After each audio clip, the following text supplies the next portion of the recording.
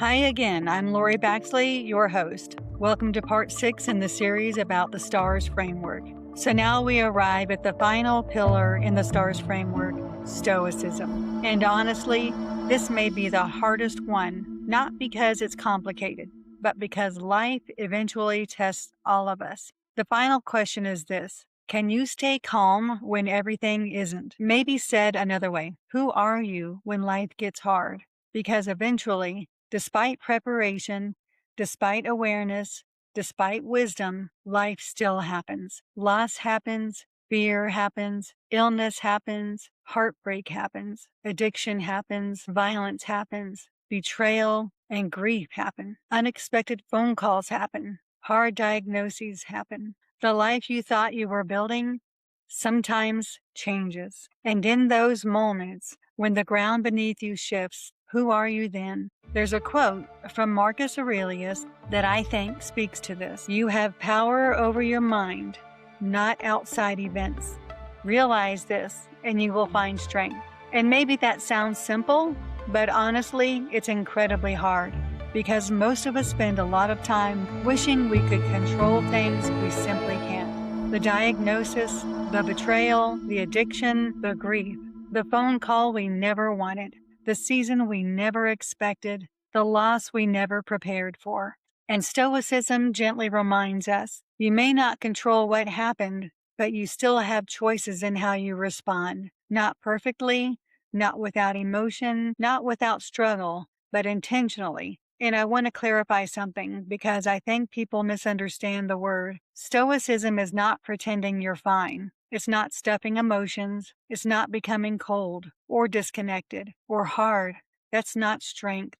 That's survival. Stoicism, at least the way I think about it, is steadiness. It's the ability to remain grounded even when life feels unsteady. It's emotional discipline, not emotional denial. It's saying, this is hard, this hurts, this scares me, and still, I will not let fear drive the car. Because fear is real, and let's be honest, sometimes fear is justified. Sometimes life is terrifying. Sometimes uncertainty is exhausting. Sometimes pain feels unbearable. I understand that deeply. But fear and panic are not the same thing. Fear says something matters. Panic says everything is lost. And Stoicism asks, can I stay present here? Can I breathe here? Can I respond instead of react? Can I hold steady even if I'm shaking a little? Because courage doesn't always feel brave. Sometimes courage sounds like, I'll get through today. Sometimes courage says, I don't know what happens next, but I'm still here. Sometimes courage looks like therapy or recovery or grief or forgiveness or choosing to keep going when you're tired, really tired. You know, working in criminal justice for over 20 years, I saw people at their worst moments. Victims, families, trauma, loss, chaos, and something stayed with me.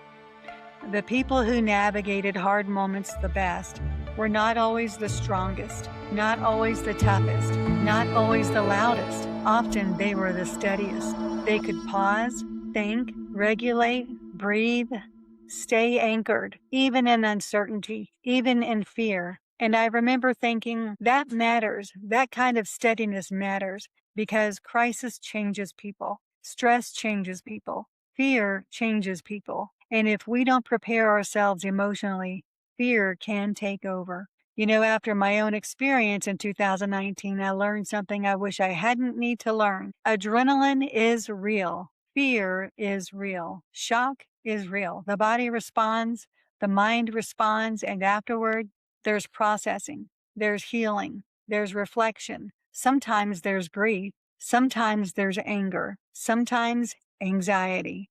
And one of the hardest lessons became this: steadiness is a practice, not something you're born with, not something some people magically have. It's built quietly over time in how we think, how we recover, how we respond, and how we care for ourselves, how we stay connected, how we return to center again and again.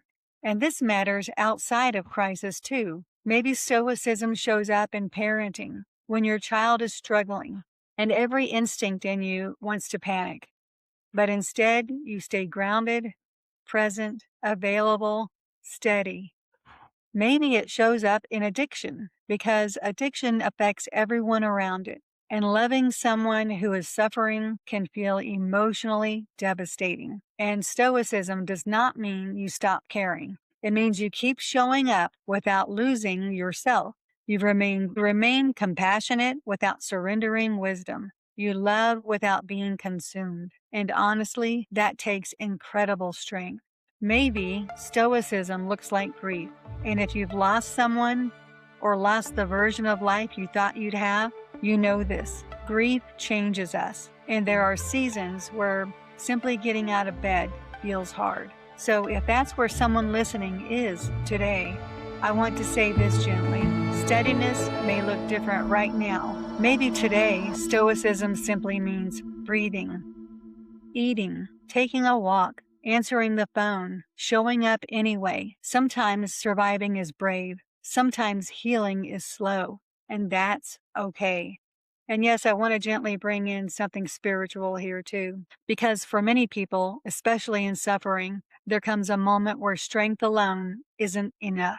You need meaning, hope, faith, perspective, something deeper than circumstance. Something that says, this is painful, but pain does not get the final word. This is uncertain, but uncertainty is not the end of my story. This is hard, but I do not walk through hard things alone. And whatever that looks like for you, faith, prayer, community, reflection, purpose, I think it matters because resilience grows stronger when we remember what grounds us. And here's the truth. Stoicism doesn't mean life stops hurting. It means pain stops controlling everything. Fear stops making every decision. Emotion stops running the show.